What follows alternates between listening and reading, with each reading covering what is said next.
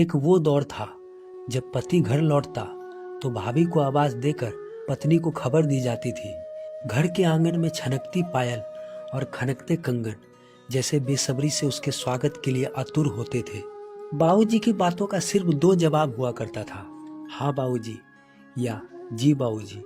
सवाल करने का हक शायद तब छोटों को नहीं मिला था, मगर आदर का भाव हर रिश्ते में जीवंत था। आज वक्त बदल गया है, अब बेटा बाप से बड़ा हो गया है और रिश्ते बस नाम भर के रह गए हैं। अब समझ की कमी हो गई है, सिर्फ वक्त का दोष देना आसान है। कभी बड़े बुजुर्गों के सामने पत्नी से बात करना भी संकोच की बात मानी जाती थी।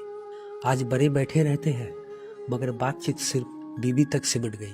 दादाजी का कंधा कभी पोतों पोतियों के लिए आरक्षित हुआ करता था और काका जी भतीजे के सबसे अच्छे दोस्त, मगर आज वही दादाजी ओल्ड एज होम की पहचान बन गए और काका जी बस एक रिश्तेदार की सूची में दर्ज नाम रह गए हैं।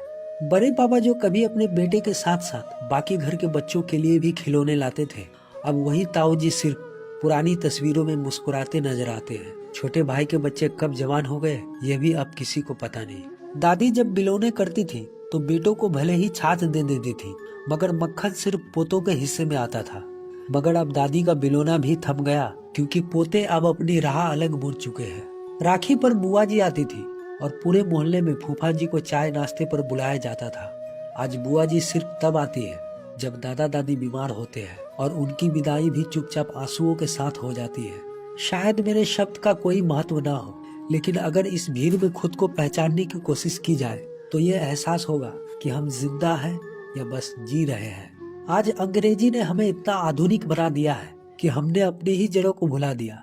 बालक की प्रथम पाठशाला उसका परिवार था और पहली शिक्षिका उसकी माँ, मगर जब परिवार ही बिखर रहे हैं तो फिर उस शिक्षिका का क्या स्थान रह गया। यह बदलाव समय का नहीं, समझ का है। वक्त की दोष देने से बेहतर है कि हम खुद में वह समझ विकसित करें जो रिश्तों को फिर से जीवंत बना सके।